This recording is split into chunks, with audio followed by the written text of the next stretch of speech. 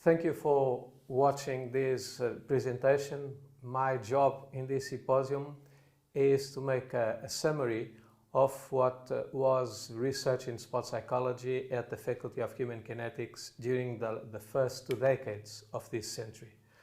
But I'd like to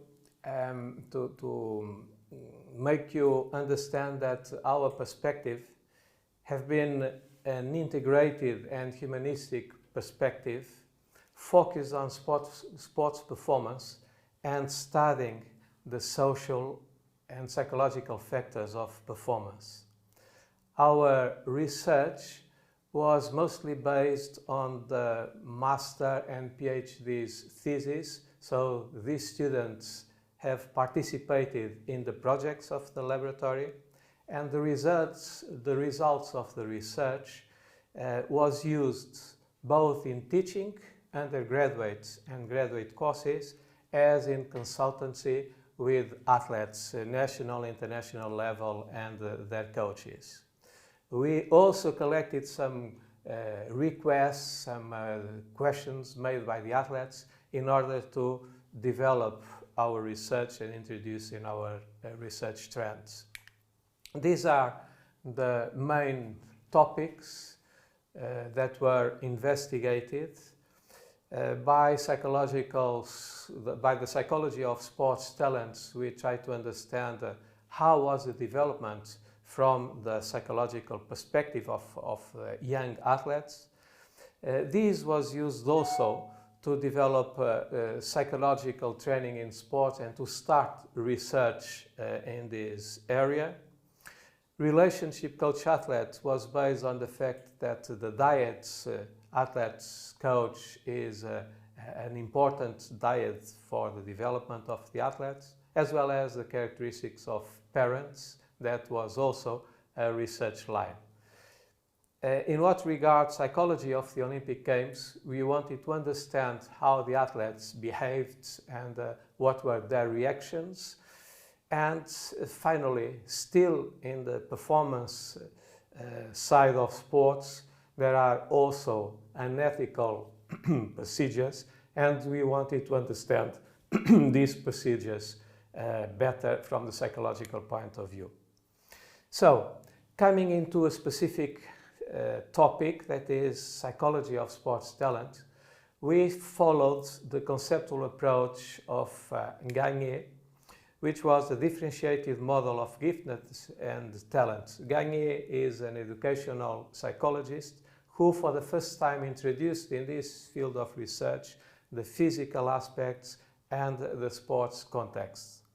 He suggests that going from the gifts, which are the natural abilities, to the talents, which is a result of training, going from one side to the other side, there is a developmental process, and this developmental process is influenced by catalytics like the environment, social environment, and personal characteristics, physical and psychological characteristics. But behind there is also the chance factor, and the first chance factor is the genetical heritage of the athletes from their parents.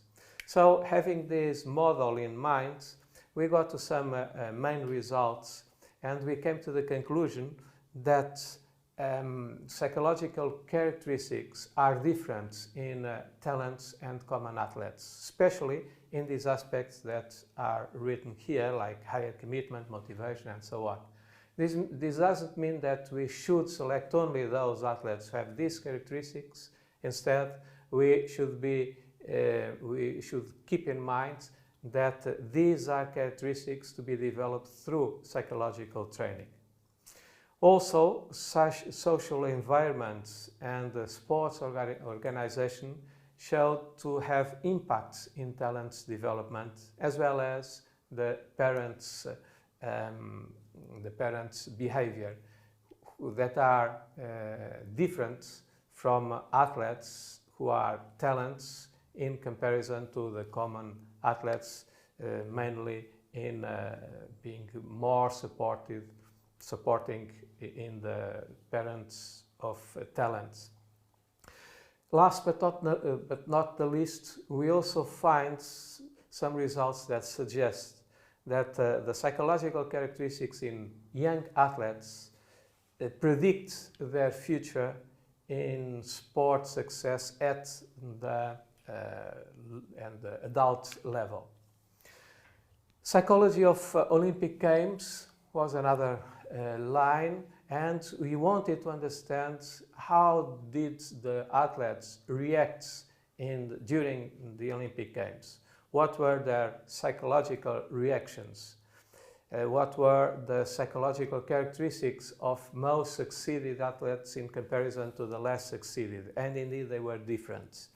The most succeeded had more focused in themselves, which means that they were self-centered and have a better planning and a better situation control. When we compared the perception of athletes with the perception of coaches in regard to the athletes' reactions during the games, there are a lot of things in common, but in what regards the inner aspects, the way the athletes felt themselves, inside themselves, was different. The coaches didn't value these aspects that were very much valued by the athletes. Coach-athlete relationship has a main diet in the psychological process during the sports training. We followed different models of leadership, of coaches' behavior, and we got to some results. I just put here the main results trends. For instance, it is different, the coaches' leadership styles when they are working in individual sports versus team sports. For instance, athletes prefer democratic behaviors, and the coaches have more democratic behaviors in individual sports, while in team sports autocratic is a more common behavior. In most of the situations, instructions and positive rewards are the most leadership style. But we also find that coaches' behaviors sometimes have a negative impact in the athletes, promoting anxiety in the athletes. And this anxiety is a function of the athlete's personality, but also on the team's dynamics. Means that the teams is in most of the situations, the teams is a kind of protective factor for the athletes and avoid the development of anxiety. Also, we could get to the conclusion that the relationship, in general, relationship coach-athletes is there's an evolution from the initial phases to the top-level phases, coming from an affection-focused approach to a task-focused approach at the higher level.